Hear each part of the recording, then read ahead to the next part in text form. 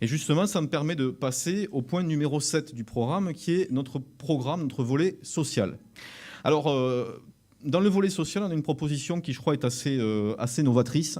C'est de créer une cellule d'aide pour, alors en particulier les personnes âgées, mais globalement les personnes en difficulté. L'idée, c'est quoi? L'idée, ce serait d'avoir 4 employés municipaux que vous pourriez appeler et qui viendraient chez vous pour vous aider quand vous avez des difficultés dans vos démarches administratives. Parce que je crois qu'il faut se rendre compte de la galère que c'est, en particulier pour les personnes âgées, de se retrouver face à un serveur téléphonique où on vous dit « tapez 1 », puis tapez dièse, et puis on vous dit prononcez distinctement le mot, vous prononcez, puis on vous dit je n'ai pas compris. Donc bon, enfin, franchement, c'est l'horreur. C'est l'horreur en particulier pour les personnes âgées. Je ne vous parle pas quand la seule façon de faire la démarche, c'est d'aller sur Internet.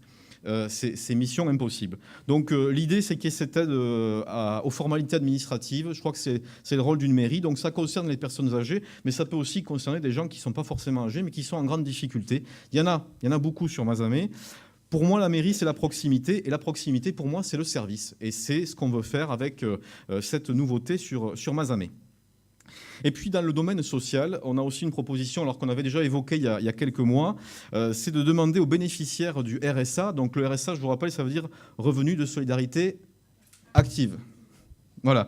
Donc, l'idée, c'est de demander aux bénéficiaires du RSA qui habitent à Mazamet de fournir 5 heures hebdomadaires de travail d'intérêt général pour la commune.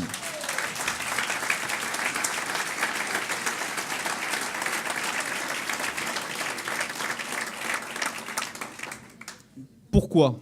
Parce que le A de actif, il a souvent été oublié, et parce que je pense que c'est une façon de valoriser aussi les gens qui sont au RSA.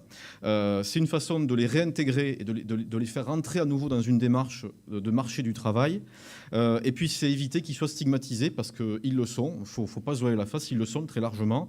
Et je pense que si contribuer 5 heures par semaine, c'est modeste, mais c'est déjà important, à la collectivité. Alors, on a pensé à l'entretien des chemins, des berges de l'Arnette ou des sentiers. Je suis persuadé qu'il serait valorisé, qu'il serait vu d'un autre œil. Et je suis sûr que le RSA aurait une vraie utilité de réinsertion. Donc, on va demander, si on est élu, que Mazamet soit une ville pilote. Et moi, je porterai ce dossier pour qu'on puisse...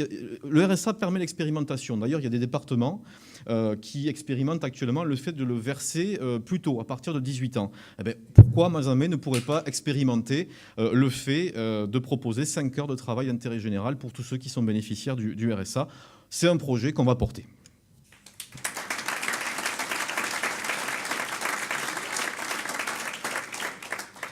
Alors, social et santé, pour nous, c'est intimement lié.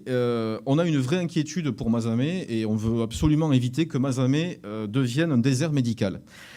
Si on n'y prend pas garde, très rapidement, dans les années qui viennent, je veux dire dans les mois qui viennent, on sera déjà un désert de spécialistes. Vous connaissez la situation sur Mazamet, vous en avez certains qui sont semi-retraités, qui font encore un peu d'activité, vous en avez certains qui vont partir en retraite et qui ne seront pas remplacés. Donc si on continue comme ça, on sera un désert de spécialistes. On est inquiet par rapport à ça parce qu'on ne peut pas attirer une population nouvelle si on n'a pas une offre de services de santé.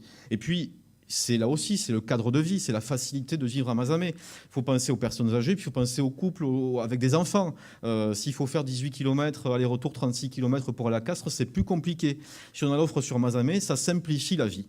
Alors l'idée qu'on a, c'est de créer une maison de santé où les spécialistes qui ne sont plus sur Mazamet pourraient venir donner régulièrement des consultations. On a un site qui se prête à ça, qui est un site dédié à la santé, qui est l'ancien hôpital. Il y a encore pas mal de place. Et donc, on pourrait aménager cette maison de santé avec les consultations des spécialistes. Pour nous en parler, j'appelle Françoise Rouquette.